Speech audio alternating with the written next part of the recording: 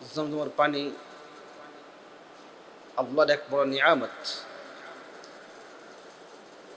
যারা পবিত্র হজ করতে যাচ্ছেন এবং উমরা করছেন, পবিত্র জমজমের পানি পান করছি আমরা, আলহামদুলিল্লাহ।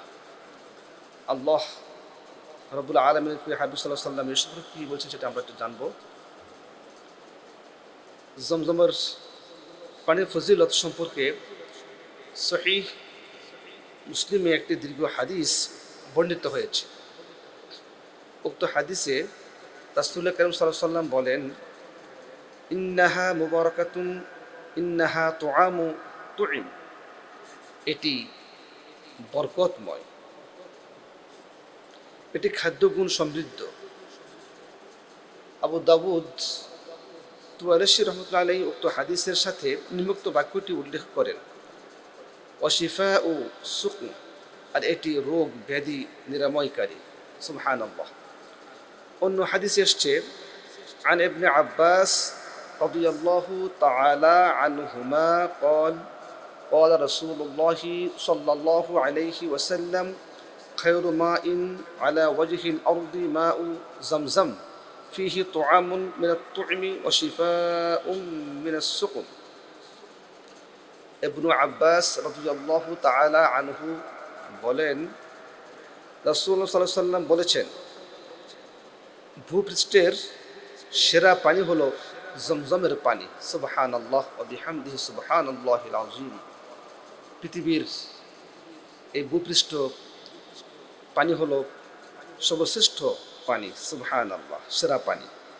এর মধ্যে রয়েছে পুষ্টিকর খাদ্য এবং রোগ নিরাময়, রোগ হতে আরোগ্য। সুবহানাল্লাহ। অন্য হাদিসে রাসূল কারীম সাল্লাল্লাহু আলাইহি ওয়াসাল্লাম বলেন, মা উ জমজম লিমা শুরিবা লাহ, জমজমের পানি যে উদ্দেশ্যে পান করা হবে সে উদ্দেশ্যই পূরণ হবে। সুবহানাল্লাহ। হজ ও উমরাহ পালনকারী ব্যক্তি জমজমের পানি নিজের জন্য এবং অন্যকে উপহার দেওয়ার জন্য বেশি করে সঙ্গে নিয়ে আসতে পারেন। এই পানি সবচেয়ে মূল্যবান উপহার। সুবহানাল্লাহ। আয়েশা সিদ্দিকা রাদিয়াল্লাহু তাআলা আনহা জমজমের পানি সঙ্গে নিয়ে আসতেন এবং বলতেন, রাসূল কারীম সাল্লাল্লাহু আলাইহি ওয়াসাল্লাম এই পানি সঙ্গে আনতেন। জমজমের পানি নবীজি সাল্লাল্লাহু আলাইহি ওয়াসাল্লাম দাঁড়িয়ে পান করতেন। নবীজি যেভাবে এই পানি দাঁড়িয়ে পান করেছেন, আমরা সেভাবে আমরা পান করি, আমরা সেভাবে পান করব ইনশাআল্লাহ।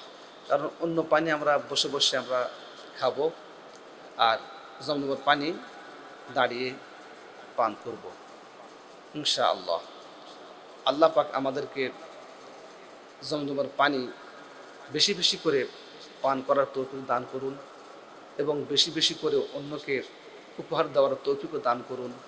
সকলে বলি আমিন।